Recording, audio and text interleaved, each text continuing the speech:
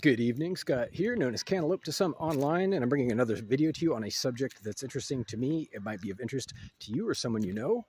And this is going to be another reaction video of mine to a video I just watched by the Robert sapolsky. I have to check the spelling of his name, but he's a Stanford neurologist, neurobiologist, or psychologist, behavioral psychologist, I think, who specializes in the brain relating to human sexuality. He teaches some courses there and has for quite some time. For some reason, I catch his videos in my algorithm. I'm not sure why, but I just watched one out of curiosity. It was a short video, and I want to respond to it. And there's a couple of things that he missed in this video, and possibly others. I hate to be critical, but he describes at one point a famous study, what he calls a landmark, profound and valuable study as to the physiological changes or features of the mind, the brain, that relate to transsexuality and homosexuality and patterns therein. So he describes some predictors. In short, he describes some physiological predictors that are consistent and reliable, he says. And he quotes the studies, and he says also that there is reliable indications in the length of the fingers in certain cases with homosexual men and lesbians, he said. Here's the thing. I want to just throw in my 2 cents and then move on real quick about this stuff. It sounds exactly like phrenology, and if you, pretty much nobody alive now was alive back when phrenology was in its heyday. If you know what that is, it was a long-lasting and well-respected branch of medicine where doctors and behavioral analysts, would try to predict and identify behaviors based on the shape of the human skull. They would take measurements and map out the contours, and they would say, well, it looks like this person who had this disease or whatever tended to have this shape of their skull, or a larger skull, or small.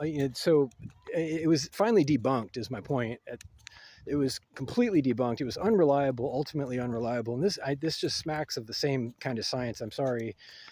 Trying to rely on physiological predictors or indicators. There are other variables such as tainted surveys, tainted results, data that is biased. He mentions also at one point that there are cases of people who, this is graphic warning, trigger warning, people who have had penile cancer and have had their genital or their penis removed frequently complain about a phantom limb, just like having anything amputated can happen. But he says 0% of people who have had sex changes in that direction, that is to say they have had their penises removed for that reason, have complained about that same problem. But now here's the thing. I believe that he's reporting correctly. I just don't believe that they're asking that question for obvious reasons, or they're getting an honest response from the people who have gone through all of this decided surgery after so much approval, requirements, and personal soul searching, I'm sure, in every case. And they are 100% committed to the process and the change itself in every conceivable way, and have likely convinced themselves, both consciously and subconsciously, that it's moving forward no matter what, including and especially every phantom sensation. It's conceivable. It's conceivable. Whereas somebody who may feel like they were given a raw deal with the cancer might unconsciously object or reject the idea in the form of having a physical sensation. This can happen. The brain works in very strange ways, but he doesn't account for any of these possibilities. He just says, this is the data, and it sounds exactly like this phrenology stuff that used to go around. But anyway, last thing I want to say about his video, and I'll link that video in this description, the description of this video. He mentions that